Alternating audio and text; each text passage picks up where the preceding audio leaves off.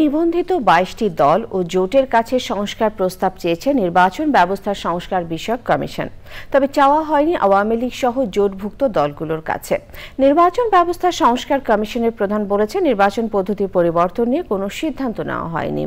তার প্রত্যাশা, জনস্বার্থে রাজনৈতিক দলগুলো সুষ্ঠু নির্বাচনে সহায়ক ভূমিকা পালন করবে। নাজিব বেগের রিপোর্ট।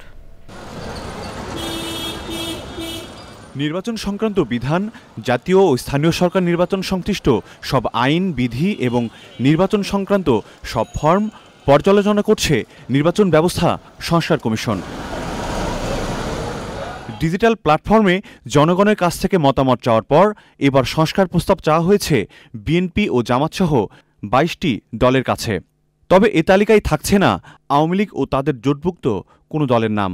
তাদেরকে আমরা ডাকলেও তাদের কাছ থেকে এই কতগুলো সুস্পষ্ট আমরা পরামর্শ চাইব, সুস্পষ্ট তাদের প্রস্তাব চাইব, এবং এরপরে নেগোসিয়েশন যেটা হবে সেটা হবে অন্তর্বর্তীকালীন সরকারের সাথে।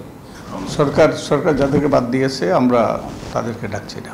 গত কয়েক মাসের কর্মকাণ্ডের সাথে যুক্ত ছিল আওয়ামী লীগ এবং তার জোটভুক্তরা, তারা অন্তর্ভুক্ত নয়। নির্বাচন পদ্ধতি পরিবর্তন নিয়েও নিজেদের অভিমত জানান কমিশন প্রধান। বলেন, নিরপেক্ষ নির্বাচনে দলগুলোকেই ভূমিকা রাখতে হবে।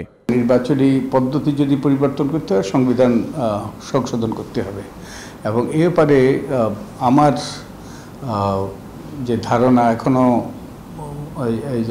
আমার কোনো সুস্পষ্ট সিদ্ধান্ত নেইনি। সঠিক ভিত্তির উপর দাঁড় করানোর জন্য যে সকল পরিবর্তন আমরা সেগুলো প্রস্তাব করার চেষ্টা করব আমাদের অভিজ্ঞতার আলোকে এবং বিভিন্ন অংশীজনের মতামতের ভিত্তিতে। আমি নিশ্চিত রাজনৈতিক দলগুলো তাদের বিচার বিবেচনা কাজে লাগিয়ে তারা জনস্বার্থে এগুলো বাস্তবায়ন করবে। প্রতিবেদন জমা দেওয়ার আগে সাবেক নির্বাচন কমিশনার, নির্বাচন বিশেষজ্ঞ ও সাংবাদিক সহ অংশীজনদের সাথে সরাসরি আলোচনা করবে নির্বাচন ব্যবস্থা সংস্কার কমিশন।